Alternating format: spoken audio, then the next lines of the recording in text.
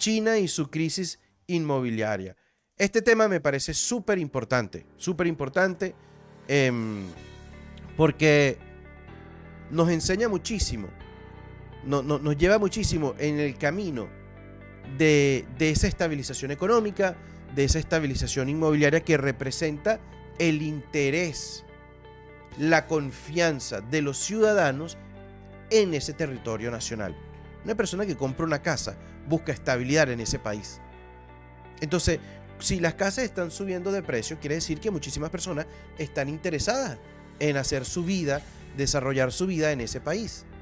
Sienten seguridad al invertir en un hogar. Entonces, el mercado inmobiliario es importantísimo a la hora de analizar la estabilidad, el crecimiento, el desarrollo, tanto social como económico. Inclusive, obviamente, el jurídico, que pues viene por la parte social. Entonces, China ahorita enfrenta una crisis inmobiliaria prácticamente del 2020, del 2019. Ellos tienen esta situación, este gran problema, pero acaba de comenzar. Lo que no pueden olvidar, y les voy a comentar por qué se les empieza a presentar esta crisis. Primero y principal, recordemos lo que sucedió en Hong Kong. Hong Kong era prácticamente un estado. Después que se les hace entrega desde la corona británica todo el territorio, todo el mandato a los chinos, Hong Kong queda como de alguna manera un estado democrático, donde ellos podían elegir su gobernador, donde ellos tienen su bolsa de valores. Entonces esa ciudad tenía un gran crecimiento porque esa ciudad prácticamente vivía en democracia y en capitalismo prácticamente. Pero bueno, Xi Jinping buscó la manera de apoderarse de Hong Kong, al final lo terminó logrando, y eso comienza a perjudicar la credibilidad y la estabilidad internacional de China con respecto al mundo. Y ahí comienza todo. Luego pues venían, yo les comenté muchísimo sobre este fintech, esta compañía financiera tecnológica que es Ant. Esa compañía tiene formas de pago, de préstamo, todo eso a través de internet. Inmensa. Se hizo una compañía súper grande, un poder económico inmenso, lo que asustó al gobierno de China y comenzó a darle parado a esa compañía, o la detuvo de insofacto. Esa compañía se esperaba, ellos tenían un IPO, una oferta inicial de sus acciones, que en el momento en el que ellos iban a llevarla a cabo, se esperaba que iba a ser una de las acciones que iba a explotar. Grandísimo. Y ese mismo día el gobierno lo detuvo. Dijo, mira, no, tú no puedes no te puedes ir al mercado así, no te puedes hacer público, espérate aquí, los detuvo por todos lados. Luego, como los precios de las viviendas estaban altos en China, entonces pues ellos estuvieron con sus leyes, promulgaron leyes.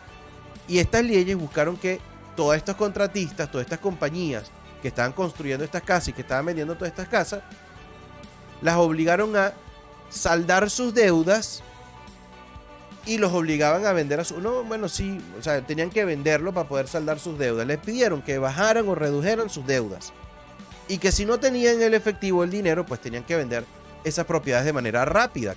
Claro, como la oferta y la demanda es lo que prácticamente establece el valor de cualquier producto, cualquier servicio. Si tú tienes que vender todas estas casas, todos estos apartamentos, todas estas viviendas rápido, entonces hay una gran oferta. Además que el primero que llegue tú vendes, porque necesitas esa liquidez para poder cumplir con la ley china que te están exigiendo, ¿no? Entonces, eso fue una ley. ¿Y qué fue lo que sucedió con esa ley? Pues todas esas compañías contratistas inmobiliarias quebraron. Cayeron en un default. ¿Por qué? Porque, bueno, pago la deuda, vendo todo, me quedo sin nada y al final, ¿qué? Y entonces, ¿qué sucedió? Dejaron de construir, no tenían dinero para seguir construyendo, no podían seguir pidiendo prestado para continuar construyendo. Entonces, ¿qué sucedió? Se paralizaron muchas de esas obras. De esas obras que se paralizaron, muchas ya estaban como vendidas y esa gente aún no ha recibido sus casas. Entonces, eso hizo esa desestabilización. Ya vamos por el segundo motivo. El primero habíamos hablado que era pues esa situación en Hong Kong, la situación con el ataque a las compañías digitales o tecnológicas y ahora el ataque a estas compañías. Además de todo eso, pues, el coronavirus, que ya son 3 años de medidas para evitar la expansión del coronavirus, pero eran unas medidas muy exageradas que inclusive pues tuvieron que deshacerse de ellas, ¿no? Que se acaban de deshacer de ellas ahorita. Todos esos factores contribuyeron a esa desestabilización. Ahora, ¿por qué o cómo están tratando? Exacto, ¿por qué pasa todo esto? Esto sucede cuando los gobiernos buscan esa protección de su ciudadanía, de su cultura, ese nacionalismo. Y yo lo entiendo y estoy de acuerdo con proteger la cultura y el nacionalismo de un país. Yo estoy completamente de acuerdo. Pero para mí, desde mi perspectiva, es más eficiente fortalecer el criterio nacional de cada uno de nuestros ciudadanos para que sean ellos mismos que le den el verdadero valor a su tierra. Porque si nosotros nos ponemos con todas estas sanciones, caen en un juego que no les trae beneficio, ni económico, ni político. Y es el problema que está enfrentando China actualmente. Porque yo estoy claro que esto es geopolítica, pues. Eso tiene sus leyes, sus juegos, sus reglas ahí, que hay que saberlas utilizar, hay que tener mucha cautela, mucha estrategia para salir victorioso. Entonces, como vienen esas presiones externas, China toma estas decisiones, se le cae el mercado inmobiliario, se le caen muchísimas cuestiones, como lo es el mercado de los microchips. Por eso está el problema en Taiwán. Lo que Apple estuvo retirando su producción de chips en China. Lo que Tesla también lo han criticado muchísimo porque mucho de su producción está en China. Entonces, al China ver cómo todas estas compañías se están yendo porque están perdiendo un gran apoyo, entonces la gente no está comprando, la gente más bien está vendiendo para mudarse, contribuye con esa caída. Por eso es que ese proteccionismo dentro de esta globalización juega un papel muy, muy complicado. Muy complicado. Es como el águila que no permite que sus pichones no vuelen. Porque es peligroso, se pueden caer. No, tienes que enseñarlo a volar. Y enseñarlo a volar desde temprano para que tenga habilidades también en pleno vuelo. Es lo mismo. Tú quieres proteger a tu social, tú quieres fortalecer a tu social, tú quieres hacer que tu sociedad crezca y tu economía crezca y tu país prospere. Entonces hay que fortalecer ese criterio nacionalista en los ciudadanos venezolanos, sin ignorar el mundo, sin pelearnos con el mundo, pero sí dándole valor a lo que es nuestra cultura, a lo que son nuestras raíces, ¿no? Ahora, ¿qué es lo que están tratando de hacer los chinos? Completamente lo contrario a lo que hicieron, ¿no? Ahora están buscando maneras de apoyar a esas contratistas, a esas compañías que venían construyendo las casas, los edificios, los apartamentos, todo esto, pero entonces lo dicen como vamos a apoyar a los que tengan mayor integridad, a los que tengan mayor calidad. Entonces esa es la primera, están volviendo a apoyar a estas personas. A las medidas de coronavirus tuvieron que deshacerse las medidas de coronavirus. ¿Por qué? Porque había detenido el mercado. Inclusive en el mundo estamos sufriendo la escasez de cantidad de productos y servicios que vienen de China, porque estaban con esas medidas tan fuertes, ¿no?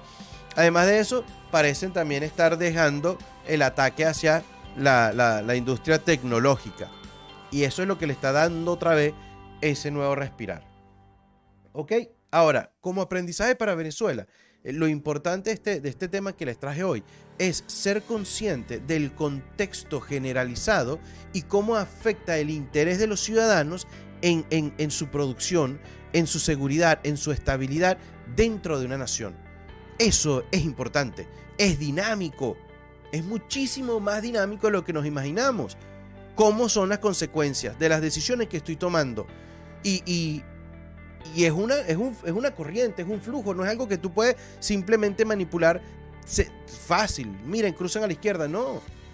Eso es generar algo que motive un cambio, pero un cambio, un auge que es natural, como que si fuese agua. Más difícil que agua. Que los ciudadanos logren entender y captar el mensaje de la ley o de la propuesta para que entonces se enrumben en ese camino.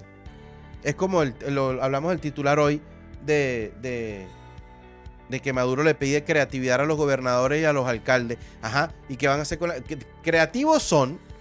Porque de verdad que creativos son. Ahora, ¿para qué están utilizando la creatividad? Bueno, ya eso queda de parte de la justicia investigar si hace falta o no. Ahora, que el contexto, las condiciones se presten para que esa creatividad se utilice de manera productiva, bonita, eso no es tan fácil. Eso no es tan fácil. La seguridad jurídica es una de las situaciones más complicadas. La estabilidad económica, el sueldo, el salario de los educadores. ¿Cómo le pagan esos líderes regionales a todos esos trabajadores para que entonces el que esté emprendiendo tenga un cliente? Porque eso es una economía, es algo que da vuelta, es un ecosistema. Entonces, bueno, eso es importantísimo reconocerlo. Tener la perspectiva de lo dinámico que son todos los factores y cómo todos los factores influyen en esa realidad, ¿ok? Bueno, señores, vámonos entonces a las claves de bienestar para finalizar con este viernes. Vamos a ver qué es lo que le tenemos para el día de hoy, celebrar. Aquí tenemos a este galán en esa imagen. No yo estamos hablando del galán que está celebrando aquí. Este abuelo, feliz, contento. Vamos a ver cómo es esto de celebrar, locutor. No tengo nada que celebrar. Aquí no hay luz, aquí no hay agua, aquí es un problema conseguir la comida y yo lo entiendo, es verdad, tienen toda la razón. Y puedo comprender lo difícil que es en muchas situaciones celebrar. Pero es que yo lo traigo porque es importantísimo celebrar. Y yo les voy a compartir por qué es importante. Primero porque si no nos amargamos, y si nos amargamos nos decepcionamos y quedamos en la desesperanza. Y no hay peor manera de vivir que amargado y desesperanzado. Créanme que eso es un ciclo tóxico autodestructivo. Entonces, ahora, ¿qué vamos a celebrar? Vamos a aprender a buscar los motivos por los cuales vamos a celebrar. Y esa celebración va a tener un impacto en nosotros increíble, milagroso, milagroso.